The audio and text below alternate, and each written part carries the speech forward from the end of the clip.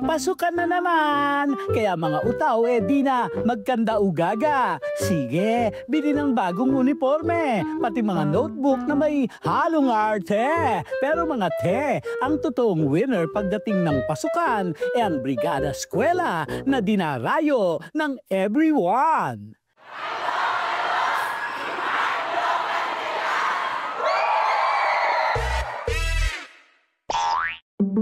Dumayo ako sa Macario B. Asisio Senior High School sa Caloocan para makigulo at makitulong sa brigada ng mga kabataan. Pati mga parentals ay present para sa mas maayos na parating na pasukan. Sa experience mo sa brigada, lahat ba nagko-coordinate o nagko-cooperate? Yes po, lahat naman po tulong-tulong, lalo pag brigada.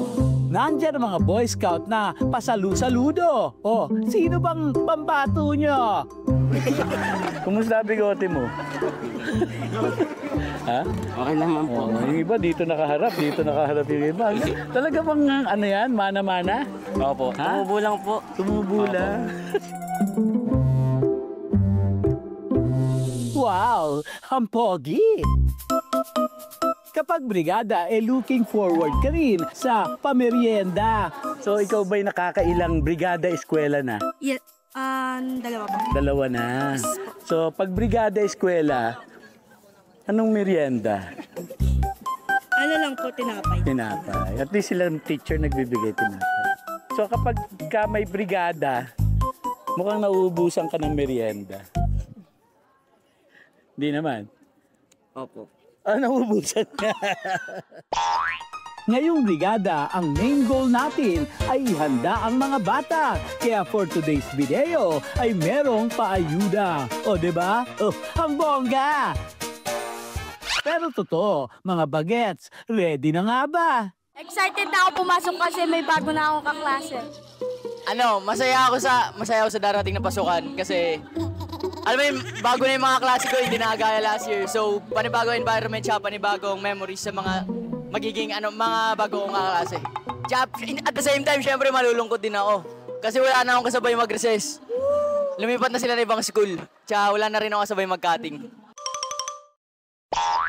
At wag nang patumpik-tumpik pa. Simulan na ang misyon na Oplan Brigada. Ito natira. Walis ba ito toothbrush?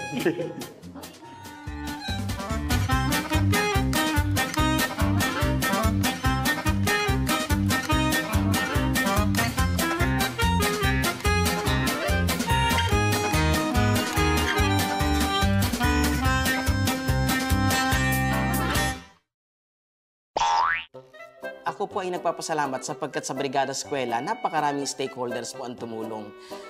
Napaganda po namin yung paaralan. Hindi siya ganun ka-extensive, pero significant naman po. Kahit yung mga magulang po namin, pupunta rito, magkukumpuni ng mga bangko. Yung iba maglilinis, magwawalis.